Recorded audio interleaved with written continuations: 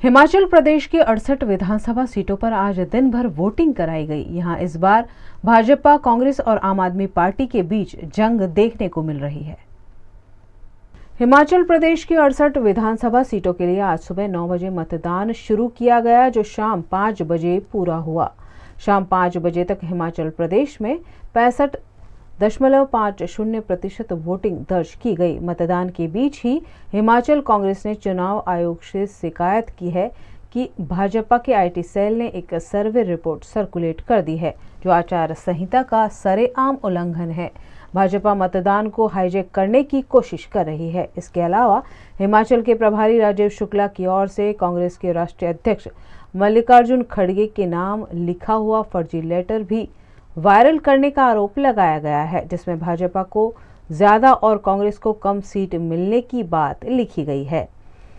पूरे हिमाचल में इस बार 412 उम्मीदवार चुनावी मैदान में हैं। राज्य के करीब 56 लाख मतदाता इनकी किस्मत का फैसला करेंगे। इनमें 28,54,945 पुरुष, 27,37,845 महिलाएं और 38 थर्ड जेंडर वोटर हैं। मतगणना 8 दिसंबर को होगी। 2017 में राज्य में 75.57% मतदान हुआ था। गुजरात में कांग्रेस पार्टी द्वारा विधानसभा चुनाव के मद्देनजर जन घोषणा पत्र 2022 का ऐलान किया है। आज ऐतिहासिक घड़ी है, क्योंकि किसी पार्टी का मैनिफेस्टो जो है वो कमिटमेंट होता है पब्लिक के साथ में। अगर आप ईमानदारी से निभाओ तो कांग्रेस ने हमेशा मैनिफेस्टो को महत्व दिया, और मुझे याद है करीब 22 साल पहले जो सोनिया गांधी जी बनी थी अध्यक्ष कांग्रेस की, तब एक नई शुरुआत हुई थी, और वो शुरुआत थी मैनिफेस्टो को आप महत्व दें और कमिटमेंट रखें जनता के साथ में, चुनाव जीतने के बाद में भी। इसके मायने है कि चुनाव जीतने के बाद सरकार बनती है तो अधिकांश पॉलिटिकल पार्टी मैनिफेस्टो भूल जाती थी, पब्लिक भी भूल जाती है, और सरकार में भी उसका महत्व नहीं रहता। ये आपने भी अनुभव किया होगा इस जमाने के अंदर। हमने एक नई शुरुआत करी राजस्थान के अंदर। वो शुरुआत थी कि चुनाव जीतने के बाद में पहली कैबिनेट मीटिंग के अंदर मैनिफेस्टो को रखा गया और उसको पास किया गया। आप देखेंगे कि गुजरात के अंदर आप लोग प्रदेशवासियों को मैं आह्वान करना चाहूँगा, मैनिफेस्टो बहुत शानदार आ रहा है, प्रतिबद्धता के साथ आ रहा है, समर्पित है जनता के लिए, और जो राहुल गांधी की भावना के साथ में जो भारत जोड़ो यात्रा चल रही है, चाहे महंगाई का मुद्दा हो, चाहे बेरोजगारी का मुद्दा हो, या जो देश में जो माहौल है तनाव का, हिंसा का, वो समाप्त हो, प्यार मोहब्बत और भाईचारे से हम लोग रहें, ये मुद्दा हो, या शिक्षा हो, या स्वास्थ्य सेवाएं हो, या किसानों के मुद्दे हों, तमाम मुद्दों का समावेश किया गया है। और यहाँ पे भी आप देखेंगे कि सरकार बनने के बाद में पहले कैबिनेट के अंदर यही मैनिफेस्टो जो है वो सरकारी डॉक्यूमेंट बन जाएगा। मैं आपको विश्वास दिलाता हूँ। जो कमिटमेंट किए गए हैं, पहले चार्जशीट जारी की गई बीजेपी सरकार के खिलाफ में, उसका बड़ा महत्व है। चार्जशीट जारी करना कांग्रेस के लिए एक मैसेज है पब्लिक को, इनके खिलाफ क्या क्या चार्ज लगते हैं। चार्ज तो बहुत सारे होते हैं और वो जनता को दिख भी रहे हैं। आज सत्ता विरोधी जो लहर चल रही है गुजरात के अंदर, क्यों चल रही है? इसलिए लोगों ने देख लिया 27 साल के शासन को, और विशेष रूप से 5 साल के शासन को। कोरोना में लोग मर गए, बचा सकती थी सरकार। आज गुजरात सक्षम राज्य है देश का, आज़ादी के पहले से ही। क्या कारण है कि इतना कमजोर हो गया? एक महामारी विश्व स्तर पर आ गई। राजस्थान जैसा स्टेट मुकाबला कर सकता है, नंबर 1 बन सकता है देश के अंदर।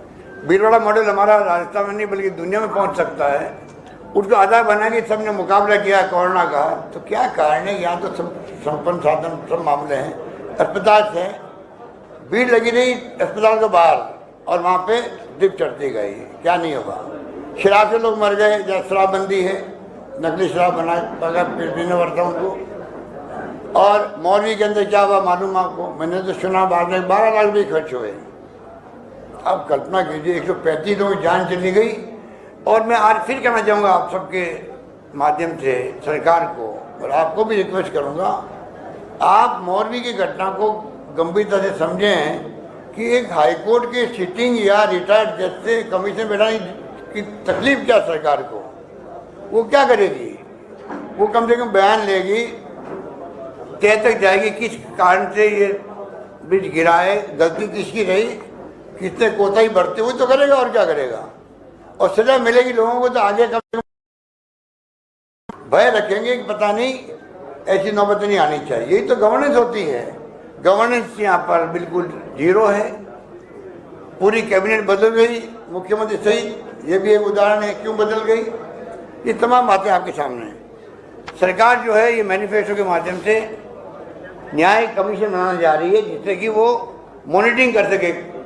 मैनिफेस्टो की मॉनिटरिंग, जन घोषणा पत्र की मॉनिटरिंग सरकार बनने के बाद में कैबिनेट में तो हो ही होगा वो। उसके बाद में सरकारी अधिकारी जो है चीफ सेक्रेटरी लगाकर कलेक्टर तक, सेक्रेटरी तक, वो कौन कौन से काम मैनिफेस्टो में लिखे हुए हैं, कहाँ तक आगे बढ़े हैं, कौन से फैसले होने बाकी है, उसकी मॉनिटरिंग करने के लिए अलग से आपको न्याय कमीशन बनाया जाएगा। ये इस प्रकार की प्रोविजन किए गए मैनिफेस्टो के अंदर। इसलिए आपको मैं इतना ही कहना चाहूँगा कि अभी आपको मैनिफेस्टो के बारे में बताएंगे। जो वचन दिए गए राहुल गांधी जी द्वारा, उनको मैं रिपीट नहीं करना चाहता, और वचन कोई एक्स्ट्रा हुए हैं, बढ़ाए गए हैं, तो वो आपको बाबरिया जी बताएंगे। मैं आपको इतना ही कहना चाहूँगा कि मैनिफेस्टो का सरकार के डॉक्यूमेंट बनाना और उसको जिस रूप में प्रस्तुत करना, बहुत मेहनत की गई है बाबरिया जी की पूरी टीम द्वारा। 6 लाख लोगों तक पहुंचा गया है, ऑफलाइन और ऑनलाइन। तो आप सोच सकते हो 6 लाख लोगों तक कैसे पहुंचे होंगे, वो बताएंगे बाबरिया जी आपको। परंतु एक प्रयास किया गया, जनता का माइंड क्या है, वो क्या सोचती है, उनके सुझाव क्या है, उसके आधार पर मैनिफेस्टो तैयार किया गया है, जो अभी आपके सामने प्रस्तुत किया गया है। ये मैं आपको निवेदन करना चाहता हूँ। और ये जो अभी मेरे को एक डेलीगेशन मिला, ये भी पहली बार हुआ कि सरदार वल्लभ भाई पटेल के नाम का स्टेडियम बना हुआ था यार गुजरात के अंदर। आप एक नामांकन, हमारी परंपरा रही है प्राचीन काल से ही, हमारी अलग परंपरा देश की है, हमें गर्व है इस देश पर। महान परंपराएं, महान संस्कृति, महान संस्कार है देशवासियों में। उस देश के अंदर एक बार कोई शिलान्यास हो जाता है, शिलान्यास, तो वापस शिलान्यास नहीं होता है। प्रधानमंत्री जी को गुमराह किया गया, रिफाइनरी का हमने शिलान्यास कर दिया था राजस्थान के अंदर। मिस्टर वीरप्पा मोइली आ गए थे केंद्रीय मंत्री, सोनिया गांधी जी चेयरपर्सन थी एनपी की, वो आ गई थी। आप यूपी गवर्नमेंट की इतना बड़ा प्रोजेक्ट का शिलान्यास हो गया था, सरकार बदल गई और उसके बाद में रोक दिया गया। 5 साल बाद वापस शुरू करने लगे, तो प्रधानमंत्री जी को बुलाया गया वापस। तो मैंने ऑब्जेक्शन किया, ऐतराज किया कि एक बार शिलान्यास हो गए हैं, मंत्र पढ़े जा चुके हैं, दोबारा मंत्र कैसे पढ़े जाएंगे बताओ। कैसे पढ़े जाएंगे? तो प्रधानमंत्री पीएम ने क्या किया, नए कार्ड छपाए होंगे मेरे ख्याल से, और लिखा प्रधानमंत्री जी कार्य शुभारंभ के अवसर आ रहे हैं। मतलब 5 साल से कार्य शुभारंभ नहीं किया, शिलान्यास हो गया हमारे वक्त में, अब कार्य प्रारंभ के उपलक्ष्य में आ रहे हैं, और वो आए वहाँ पर। अब बताइए आप, सरदार पटेल के नाम का स्टेडियम बन गया। स्टेडियम बनने के बाद में आप कैसे वापस उसका नाम बदल सकते हो नरेंद्र मोदी जी के नाम का? अरे नरेंद्र मोदी देश के प्रधानमंत्री है, इससे बड़ा स्टेडियम बन सकता था। अगर प्रधानमंत्री के नाम का स्टेडियम बना, हमें ऑब्जेक्शन नहीं है। आप सरदार पटेल के स्टेडियम रखते, जरूर थोड़ी वो गुजरात नहीं बने। प्रधानमंत्री के नाम का स्टेडियम गुजरात के अलावा भी कहीं बन सकता था नरेंद्र मोदी के नाम का, उससे बड़ा होता है, इससे कोई एतराज नहीं होता। एक नामांकन होने के बाद में कैसे आप बदल सकते हो? अभी सुबह सुबह मेरे पास मिलने आ गए लोग, तमाम डेलीगेशन, और बड़े गुस्से में थे वो। हमने अभियान चला रखा है गुजरात के अंदर कि ये नामांकन बदला गया, ये वापस ठीक किया जाए। ये कहने के लिए आए मुझे गांव के लोग, उनके गांव के लोग भी थे, सरदार पटेल के गांव के लोग थे। तो ये जो इस प्रकार की जो आपके यहाँ परंपराएं डाल रहे हैं बीजेपी वाले, वो मैं उसको किसी रूप में उचित नहीं मानता हूँ। बाकी हमारे जो मैनिफेस्टो है वो भी आप सुनेंगे, उनके मुख्य मुख्य पॉइंट आप चिंतन करेंगे, मनन करेंगे। मैं समझता हूँ उस पर आप जितना हमें सहयोग करेंगे, आर्टिकल लिखना हो, न्यूज़ बनानी हो, आपके ऊपर रहेगा। मीडिया का चौथा स्तंभ है, मैं तो उसको बहुत महत्व देता हूँ ज़िंदगी के अंदर बचपन से ही। और मैं उम्मीद करता हूँ कि मैनिफेस्टो का जो सैंक्टिटी है, सैंक्टिटी रखने वाला काम हमारा है, जो पहले नहीं रखी जाती थी। आज सैंक्टिटी के साथ हम बात करना चाहते हैं आपसे कि गुजरात के फ्यूचर को देखते हुए, जो आज़ादी के पहले से मजबूत राज्य था, कमजोर पड़ता जा रहा है समय के साथ साथ में। इंडस्ट्री बंद हो रही है, बेरोजगारी की बहुत बड़ी समस्या यहाँ आ गई है, जो कि आश्चर्यजनक है।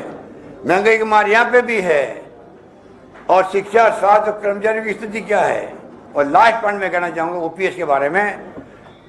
हिमाचल प्रदेश में तो हवा चल रही है, आंधी चल रही है कि आप मतलब ओपीएस लागू करें। हमारी सरकार हिल गई है वहाँ पर। प्रधानमंत्री को बार बार वहाँ आना पड़ रहा है, प्रधानमंत्री को यहाँ भी आना पड़ता है। वहाँ खुले में लोग हल्ला कर रहे हैं, कर्मचारी, किसी कीमत पर आप हमें ओपीएस लागू कीजिए।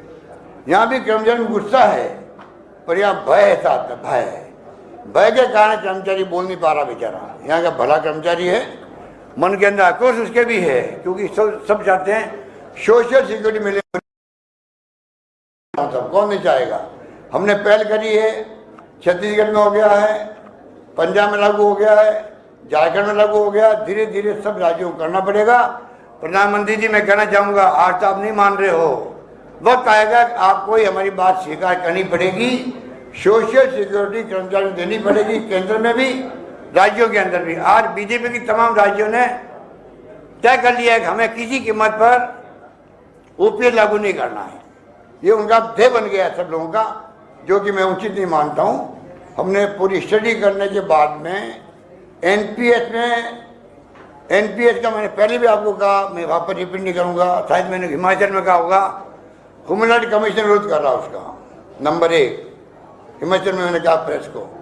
नंबर 2 CNAG, वो कह रहा 15 साल हो गए, 16 साल हो गए, अभी तक उसके नियम ही नहीं बने हैं। एनपीएस की जो नई पेंशन योजना है, ना उसके नियम बने हैं, ना प्रोसेस क्या होगा, कैसा अमाउंट कैसे मिलेगा, कोई अभी तक कार्रवाई नहीं हुई है। आप बताइए। और एमपीएस चल रही है अभी तक भी, नंबर 2।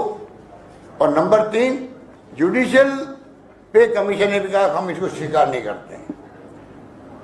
और इसलिए इनको कई राज्यों को खाली जनता को भ्रमित करने के लिए कमेटी बनानी पड़ रही है। हिमाचल भी है।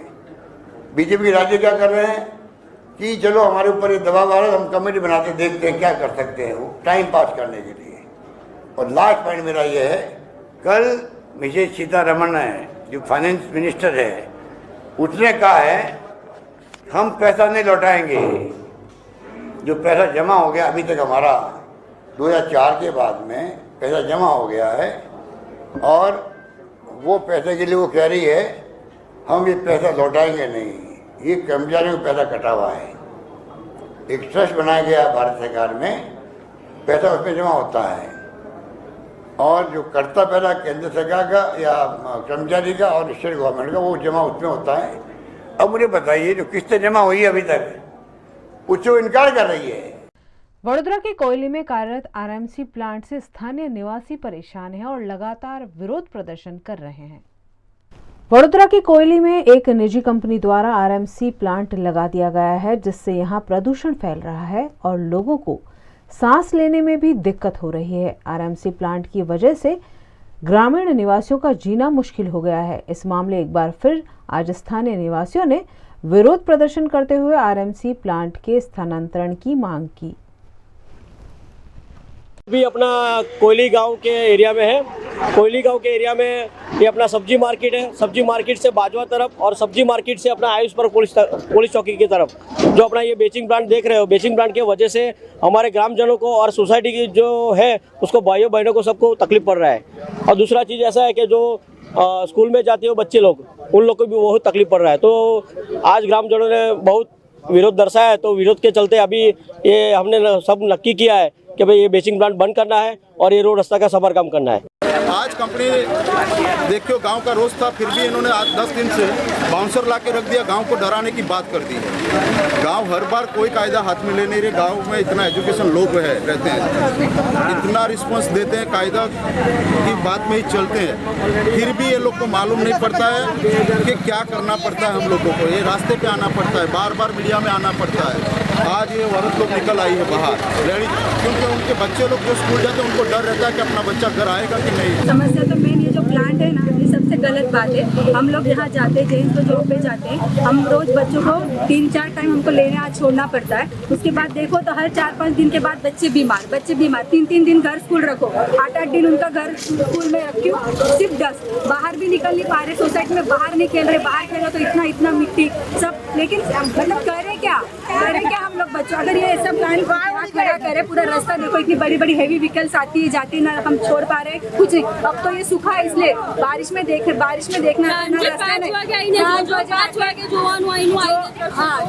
जो बड़े लोग हैं ना, जो देख रहे हैं, जो पंचायत वाले हैं, जिन्होंने भी ये परमिशन दिए, उनको बोलो भाई 2 घंटे यहाँ आके बैठ जाए, सिर्फ डिवाइडर के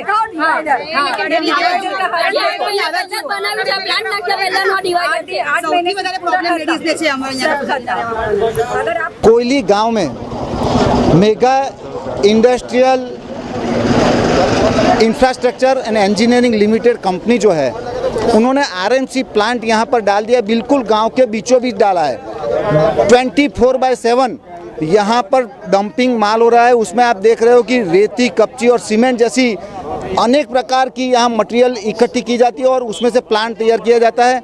ये जो प्लांट है वो प्लांट 24/7 चलने से यहाँ के जो ग्रामजन है उनका जीना मुश्किल हो गया है। यहाँ छोटे छोटे बच्चे जहाँ से स्कूल आते जाते रहते हैं, यहाँ से स्कूल जाते तो पता नहीं, घर वापस आते तो पता नहीं चलता ये लड़का अपना है कि दूसरे का। इतनी धूल और इतना डस्ट होता है और यहाँ के ग्रामजनों ने बार बार यहाँ के जो स्थानिक प्रशासन है, जो छुटाए हुए प्रतिनिधि है, उन सबको विनती की, लेकिन आज तक कुछ निकल नहीं आया। यहाँ ग्रामजन सोच रहे कि ये जल्दी से जल्दी ये प्लांट बंद हो जाए। गुजरात के वडोदरा शहर में शहर जिला की 10 बैठक में से 8 पर प्रत्याशियों का ऐलान हो गया है, जिस पर 3 भाजपा कार्यकर्ताओं की नाराजगी का डैमेज कंट्रोल करने हर्ष संघवी खुद वडोदरा पहुंचे हैं। गुजरात में विधानसभा चुनाव की तारीखों का ऐलान हो गया है और लगातार प्रत्याशियों के नामों की घोषणा भी हो रही है, लेकिन टिकट नहीं मिलने पर कार्यकर्ताओं की नाराजगी भी लगातार सामने आ रही है।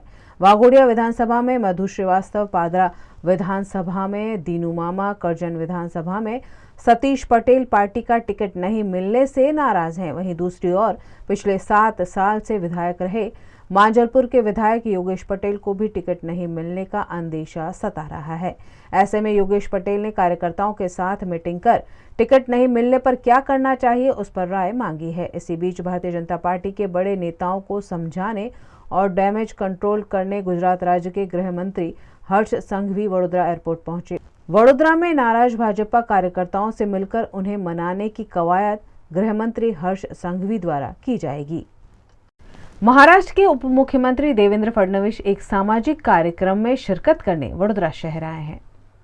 महाराष्ट्र के उप मुख्यमंत्री देवेंद्र फडणवीस के वडोदरा आगमन पर वडोदरा एयरपोर्ट पर भाजपा नेताओं द्वारा उनका स्वागत किया गया। इस मौके पर वडोदरा महानगर पालिका के मेयर केयूर रोकड़िया, भाजपा अध्यक्ष डॉक्टर विजय शाह समेत के भाजपा नेताओं और समर्थकों ने उनका गर्मजोशी से स्वागत किया। देवेंद्र फडणवीस अखिल देशस्थ ऋग्वेदी ब्राह्मण मध्यवर्ती मंडल द्वारा आयोजित कार्यक्रम में शिरकत करने वडोदरा पहुंचे हैं। इस दौरान उन्होंने उद्धव ठाकरे का गुट छोड़कर शिंदे गुट में शामिल होने वाले सांसद गजानन कीर्तिकर पर अपनी प्रतिक्रिया दी। ये बाळासाहेबांची शिवसेना जिसके प्रमुख एकनाथ शिंदे जी है, उसमें उन्होंने प्रवेश किया है और गजानन कीर्तिकर जी के प्रवेश से ये स्पष्ट हुआ है कि जो बाळा साहब के सच्चे शिवसैनिक हैं वे सारे के सारे लोग शिंदे जी को जुड़ रहे हैं।